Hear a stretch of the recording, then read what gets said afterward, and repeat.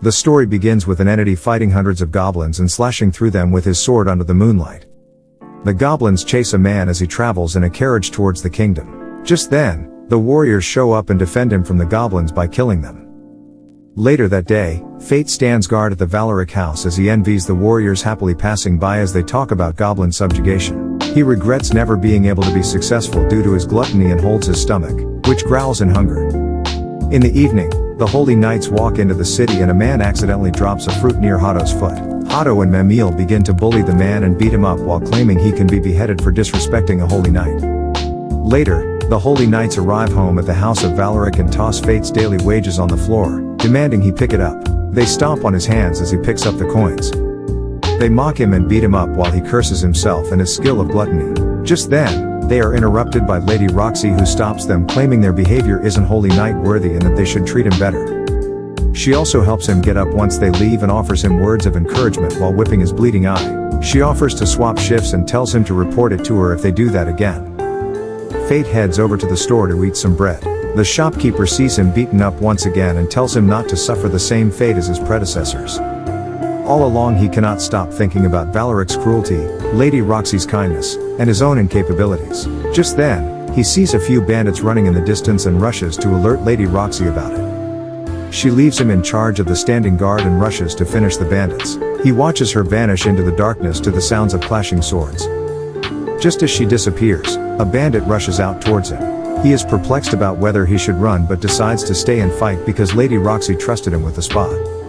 He uses the tip of the flagpole to stab through the chest of the bandit and kill him. Just then, a voice claims that his gluttony skill has been activated and appraisal and mind reading have been added to his skills. Lady Roxy returns to check up on Fate, and he is able to hear her thoughts. She thanks him and offers him an opportunity to work at the House of Heart, and he accepts the offer. Later that night, he wonders what his powers mean. The next day, he decides to take his 2 silver coins to purchase a sword but is told that for 2 silver, he can only select from the scrap swords. He inspects them and utilizes his appraisal abilities. He comes across a sword that speaks to him. The sword introduces itself as greed and claims they are similar, convincing him to buy it.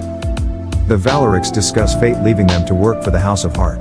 Memil expresses her hate, saying they should teach Lady Roxy a lesson, but Raphael claims there are plenty of replacements for him and they shouldn't butcher their relations. Memil also questions him about his research and he claims to be researching to obtain an immortal body. Fate wanders with his sword out in the wilderness.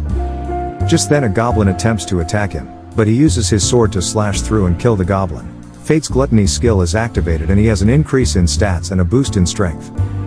Fate turns over to see many more hefty and armed goblins. The sword laughs, telling him that each one is 100 goblins. They charge at Fate, but he tactfully takes them down and has multiple gluttony skill activations.